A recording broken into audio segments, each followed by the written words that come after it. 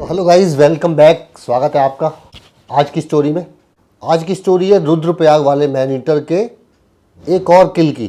वो आपको सुनाता हूँ, बहुत इंटरेस्टिंग है। और वो उसी जगह पे है जहाँ पे अंततः रुद्रप्रयाग वाले उस आदमखोर तेंदुए को बाद में इसी जगह पर जिम कॉर्बेट ने लगातार कोशिशों के बाद और बहुत सारे फेल्ड अटेम्प्ट्स के बाद, यहाँ तक कि अपनी जान पे भी कई बार बल आने के बाद और उससे बच निकलने के बाद, कॉर्बेट साहब कई बार लिखते हैं कि मुझे ऐसा लग रहा है कि रात के अंधेरे में जब उन्हें कुछ दिखाई नहीं दे रहा हो और उन्हें जंगल से गांव तक या अपने रेस्ट हाउस तक पहुंचना हो, उस रास्ते में कई बार उनको ऐसा लगा कि न जाने कब तेंदुआ मेरी गर्दन में अपनी दांत गड़ा देगा। तो ऐसे बचते निकलते अंततः उन्होंने रुद्रप्रयाग के इस एरिया में गुलाब राय, जिसका नाम है गुलाब राय,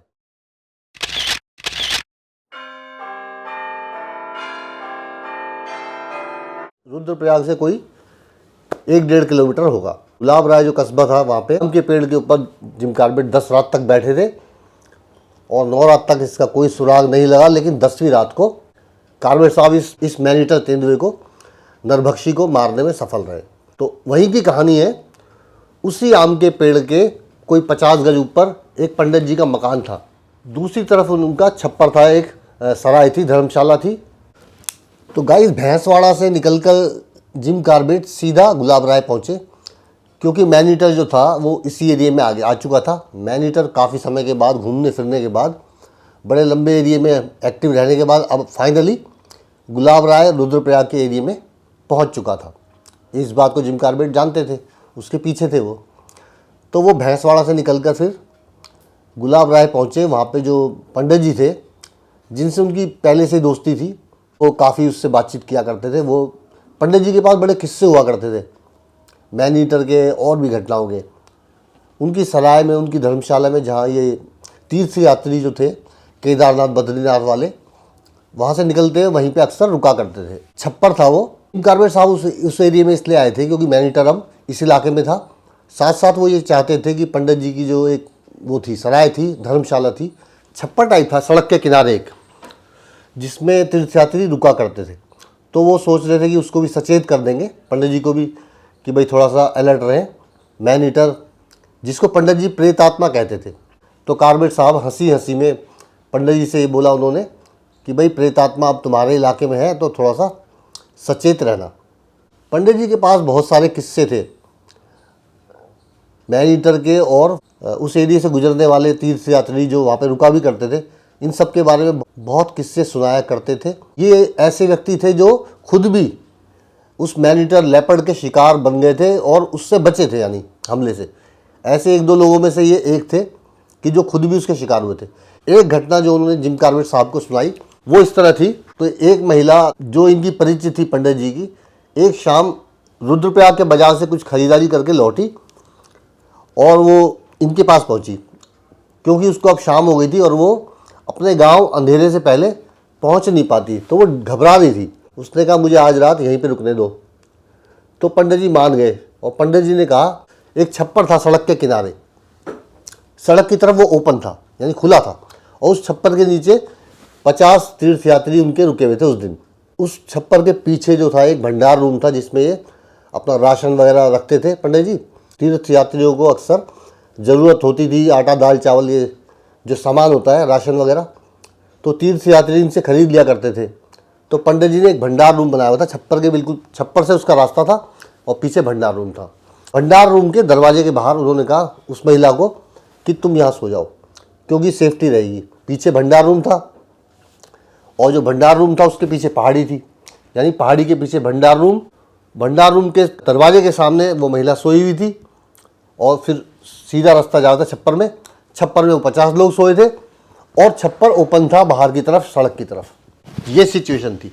उन्होंने उसको सेफ्टी में अंदर सुलाया कि उसके आगे 50 यात्री रुके हुए हैं और फिर उसके आगे रोड है गुलाब राय वाला। तो रात को अचानक एक महिला ने हल्ला मचा दिया कि मुझे बिच्छू ने काट लिया, बिच्छू ने काट लिया।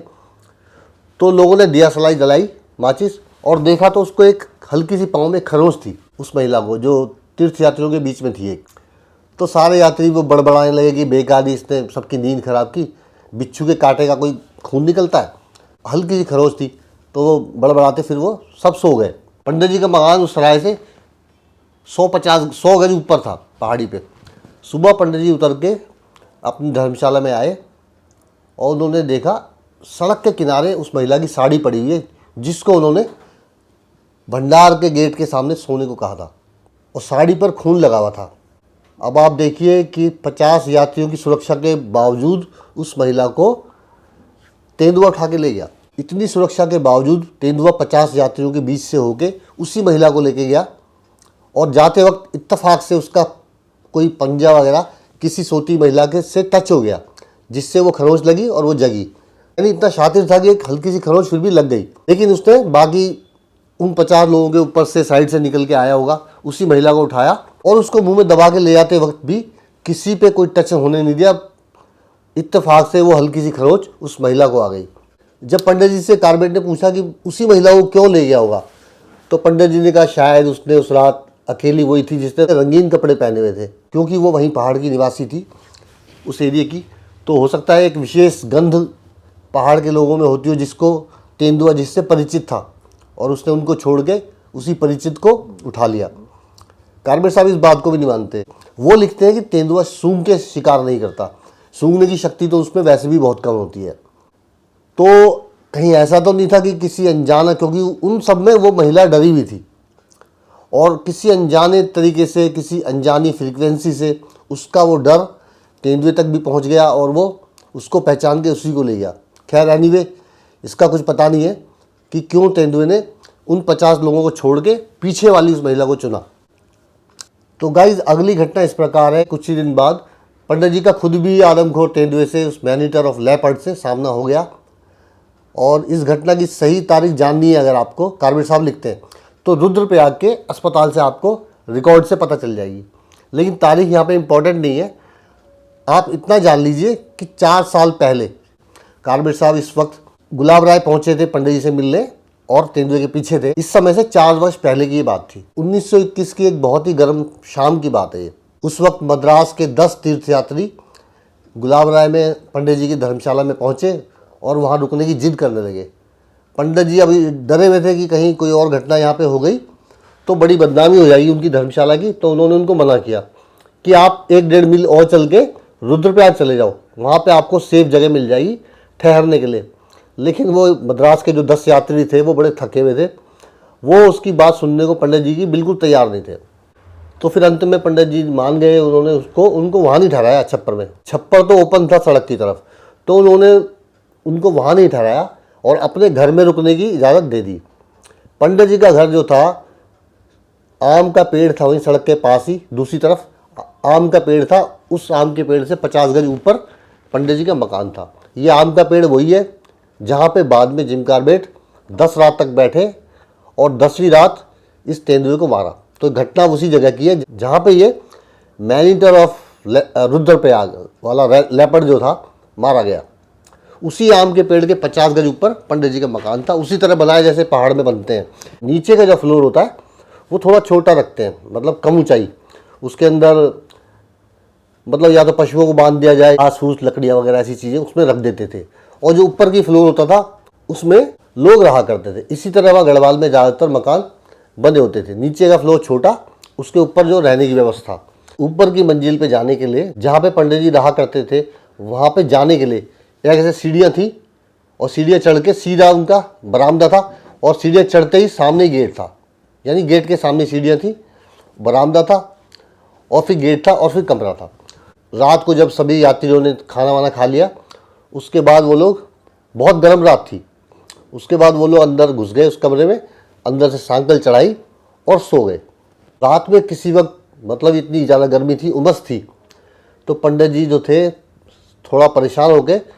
सांस लेने के लिए उन्होंने दरवाज़ा खोला और सोचा थोड़ी बाहर की हवा में सांस ले लूँ। इसलिए वो दरवाज़ा खोल के बाहर बरामदे में, जहाँ से सीढ़ियाँ उतरती थी, उसके दोनों पिलर पे ऐसे हाथ रख के और वो गहरी गहरी सांस लेने लगे। तभी अचानक उनको अपने गले में ऐसे जकड़न महसूस हुई। अंधेरा था, दिख तो कुछ रहा नहीं था अंधेरे में, लेकिन उन्हें लगा जैसे मेरे गले को किसी ने जकड़ लिया है। अब ये था मैनीटर ऑफ रुद्रप्रयाग वाला लेपर्ड, जिसने पंडित जी के गले पे दांत गड़ा दिए थे, जकड़ लिया था। तो पंडित जी ने क्या किया, उन्होंने अपने दोनों हाथ तो ऐसे थे ही, उन्होंने सीढ़ियों के पिलर पे, और उन्होंने अपना जो ये वाला पाँव था वो तेंदुए की, उन्हें दिख कुछ नहीं रहा, अंदाजे से उन्होंने तेंदुए की चेस्ट पे लगाया और पूरी ताकत से धकेल दिया। तो तेंदुआ क्योंकि नीचे की तरफ था ऐसे, तो तेंदुआ नीचे की तरफ जा गिरा। तेंदुआ नीचे जा गिरा और पंडित जी को ऐसा लगा कि जैसे चक्कर खा के वो भी गिर जाएंगे, तो उन्होंने उसका सहारा ले लिया पिलर का, और तभी तेंदुए ने दोबारा छलांग मारी, स्प्रिंग किया, और तेंदुए ने पंडित जी के बाएं हाथ में पंजे गड़ा दिए। अब पंडित जी का पूरा जो वजन था वो बाएं हाथ पे था ऐसे, और तेंदुए का भी पूरा वजन बाएं हाथ पे था, तो इसलिए तेंदुआ जब गिरा तो पूरे इसको फाड़ता हुआ ही गया पंजा उसका, यानी पूरा फाड़ दिया। तेंदुए का वजन और पंडित जी का वजन दोनों मिला के तेंदुआ फाड़ता हुआ हाथ को तभी जाके नीचे गिर गया। और इससे पहले कि तेंदुआ फिर दोबारा छलांग मारता, तीर्थयात्रियों ने आवाज़ सुन ली, पंडित जी के गले से घरघराने की जो आवाज़ आई, चीख की, उन्होंने आवाज़ सुन ली और जल्दी जल्दी उन्होंने पंडित जी को खींच के अंदर करके और दरवाजे की सांकल लगा ली और अंदर बैठ गए। पूरी रात वो तेंदुआ जो था गुर्राता रहा, दरवाजे पे पंजे मारता रहा, तोड़ने की कोशिश करता रहा, और वो लोग डरते चीखते अंदर बैठे रहे।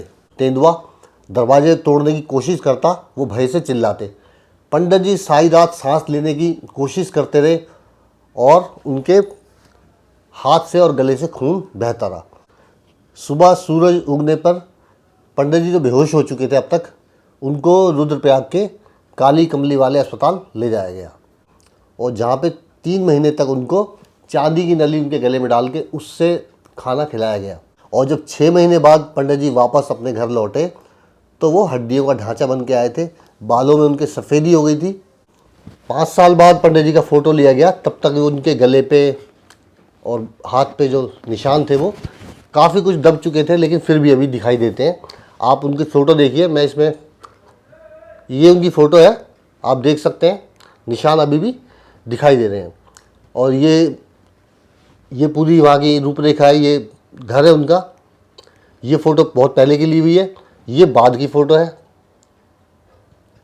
ये सड़क के किनारे ये आम का पेड़, ये फ़ोटो काफ़ी पहले की है। और ये फ़ोटो आप देखिए, ये हाल फिलहाल की है। तो ये रूपरेखा में बदलाव आता समय के साथ, लेकिन एरिया वही है, ज़्यादा नहीं बदला, सिर्फ मकान नए बन गए हैं, जैसे कि आप देख सकते हैं। ये आम का पेड़ अब इसकी हालत बिल्कुल जर्जर है, कब गिर जाए पता नहीं, हो सकता है कुछ साल बाद ये आम का पेड़ मिले भी ना।